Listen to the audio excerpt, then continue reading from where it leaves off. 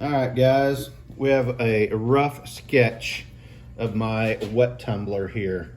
I am using a Power Wheels gearbox off of a kid's Power Wheels ride-on Jeep, and this is the hub that comes off the Power Wheels wheel. I've got a 2-foot piece of PVC, 4 inches, and then the watertight caps on the ends. Very simple design, obviously, and like I said, it's very, very rough as of now. I'm hoping to get some input and feedback from you all on some ways to make it just a little bit better. So if you have any feedback, obviously send that to me, please. I'd like to make this thing run just a little bit better, but as of right now, it seems to be doing well with what I've got. It is rough. I'm going to end up over here on this left side. I've just got wood braces right now, kind of supporting everything, holding it together. But I am going to try to get a metal bracket of some sort fabricated that will hold this Power Wheels gearbox in place to where I don't have the play that I have, which as of right now seems to be fine, but I would like to make it a little more professional looking to where I know I don't have issues down the road. So I'll get a little more into detail on that here in a little bit. What I'm running right now is I have a 35 amp power supply back here that I've had from some of my RC hobby days. I ordered a set of switches off of Amazon. I think they were two for $6.99, just a couple cheap switches with a little potentiometer type setup on there. And I'll link some of these things back in the video for you as well. This is, like I said, just a Power Wheels gearbox off of a Power Wheels Jeep. And I'll go ahead and pull this apart and start showing you some of the pieces to it.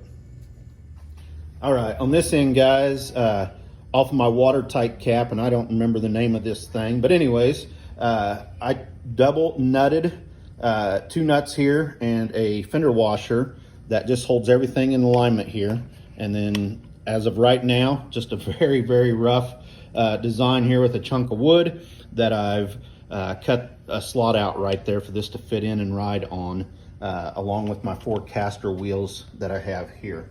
So again, like I said, it's just very, very simple. Just slide it up out of here, slide it off of the Power Wheels gearbox. As of right now, the Power Wheels gearbox is loose, and it's obviously very dirty. But as you can see here, the gearbox is just ran off of a, I believe that's a standard 550 motor. Used them a lot back in my RC days when I was running RC trucks. But here on the tube, on the other end, is the part that rides back onto the gearbox. And what I did was went and bought a 3.5 inch bolt, carriage bolt to come through the watertight piece there. Put a nut on there, cinched that down. This one I will leave and never take it off now once I have everything complete the way I want it. So to put all this back together, as of right now, it's just going to slide in here on the gearbox. Put that there. I did get swivel castors because that's all they had in at the store at the time. I am definitely going to change those out for some that don't swivel. Either that or just try to figure out how to maybe lock these in place.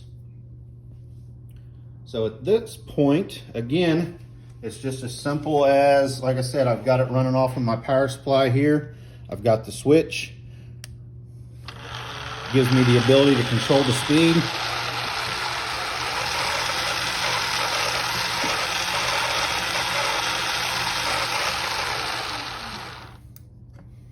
And that is it. So at this point, I'm gonna pull it all apart. I'm gonna put some brass in there. I've got some 223 cases that I'm gonna try out for my first batch on this thing.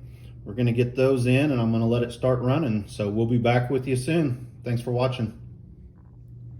All right, guys and gals, we've got about 150, 175, 223 cases in there. We've got it full of water. I'm only running Dawn dish soap right now. I don't have any Lemon Shine, but I'm gonna try this and probably run to the store while this is running and grab some Lemon Shine and see what we can come up with on this. So thanks for watching, and we're gonna get this thing going.